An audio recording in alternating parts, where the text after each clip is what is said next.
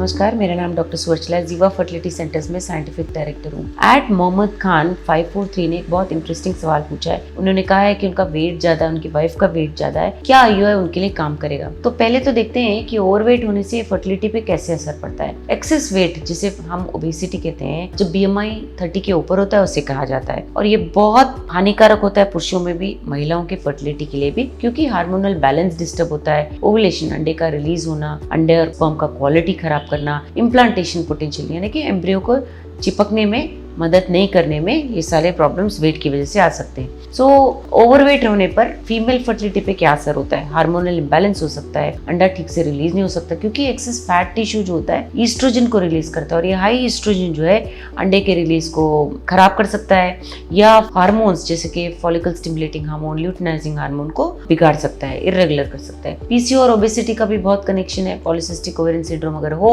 Insulin resistance और PCOS की वजह से एंड्रोजन्स, मेल हार्मोन्स रिलीज होते हैं, इसकी वजह से, पीसीओएस की वजह से ओवुलेशन ना होने के कारण भी प्रेगनेंसी नहीं आने के चांसेस होते हैं। और वेट का और पीसीओएस का भी कनेक्शन बहुत है। अंडे का क्वालिटी भी बिगड़ता है। अब जब वेट ज्यादा होता है तो बॉडी में ऑक्सीडेटिव स्ट्रेस, इन्फ्लेमेशन होने के कारण एग क्वालिटी खराब होता है। लो एग क्वालिटी के कारण फर्टिलाइजेशन ना होना या एम्ब्रियो का ना चिपकना होता है। जब ओवरवेट होते हैं महिलाएं तो उनमें मिसकैरेज रेट भी ज्यादा होता है, क्योंकि एग क्वालिटी खराब होता है और इम्प्लांटेशन इश्यूज होते हैं। ये क्रोमोसोमल अबनॉर्मलिटीज की वजह से होने के चांसेस ज्यादा होते हैं। एंडोमेट्रियल डिस्फंक्शन, जिसे हम गर्भ के क्वालिटी का ठीक से ना होना कहते हैं, एक्सेस वेट की वजह से ब्लड फ्लो ठीक से ना होना, जिसकी वजह से एम्ब्रियो ना चिपकना होता है। कॉम्प्लिकेशंस भी होते हैं प्रेगनेंसी के दौरान, जेस्टेशनल डायबिटीज, प्री एक्लैम्सिया यानी high blood pressure, pre term labour, पहले टाइम के पहले डिलीवरी हो जाना, सी सेक्शन होना, ये सारा भी हो सकता है। पुरुषों में स्पर्म क्वालिटी पे असर पड़ना, वेट ज्यादा होने के कारण टेस्टोस्टेरोन लेवल्स कम हो जाना, ईस्ट्रोजन लेवल्स बढ़ जाने की वजह से स्पर्म प्रोडक्शन पे असर पड़ता है। काउंट ही नहीं, मोटिलिटी पे भी फर्क पड़ता है। इरेक्टाइल डिस्फंक्शन हो सकता है ओबेसिटी की वजह से।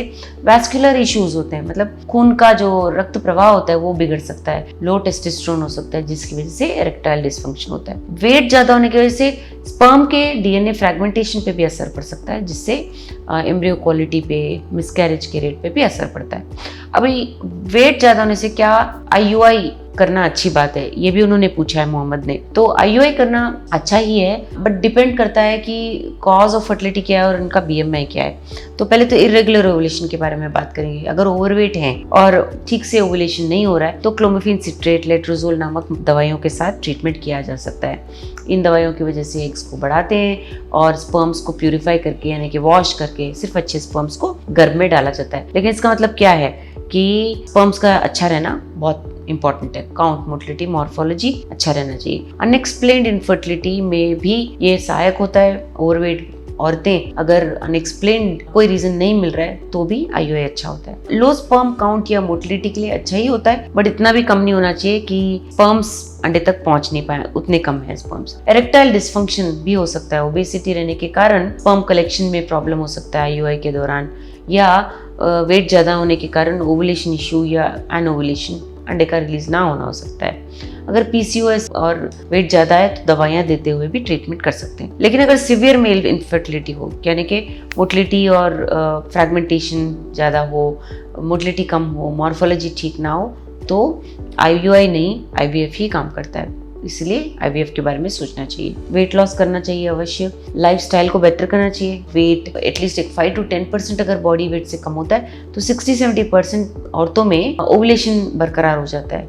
जेस्टेशनल डायबिटीज कम होता है, प्रेगनेंसी कॉम्प्लिकेशंस कम होते हैं। पुरुषों में भी टेस्टोस्टेरोन लेवल्स इंप्रूव होने के कारण स्पर्म क्वालिटी बेटर होता है। सो आईवीएफ डेफिनेटली बेटर होता है आईयूआई से भी। आईयूआई में BMI अगर ज्यादा हो तो 10 to 15% चांस ही होता है सक्सेस का, लेकिन आईवीएफ से BMI ज्यादा होने पर भी 30 to 35% सक्सेस रेट होता है पर साइकिल, अगर 35 से कम हो लेकिन हेल्दी BMI हो तो।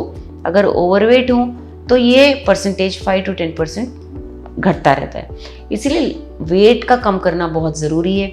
आपने पूछा अगर IUI काम करेगा, बहुत सारे फैक्टर्स हैं। आपको एटलीस्ट 5 to 10% वेट लॉस कीजिए, डाइट और न्यूट्रिशन पे ध्यान दीजिए, ऐसे फ्रूट्स, वेजिटेबल्स, लीन प्रोटीन्स और हेल्दी फैट्स इंक्लूड कीजिए जिनमें कम कार्ब्स हो, कम शुगर हो, जिससे इंसुलिन सेंसिटिविटी भी इंप्रूव हो सके। एक्सरसाइज कीजिए, एटलीस्ट एक 15 to 30 मिनट्स ही कीजिए, मेटाबॉलिज्म को इंप्रूव कीजिए, सप्लीमेंट्स लीजिए। ये सप्लीमेंट से आपका एक क्वालिटी, स्पर्म क्वालिटी सुधरेगा और उससे आपके चांसेस ऑफ प्रेगनेंसी बढ़ेंगे। आशा करती हूँ आपके प्रश्नों का उत्तर मैं दे पाई हूँ। इसके बारे में और जानकारी के लिए अवश्य जीवा फर्टिलिटी सेंटर जाएं। Thank you.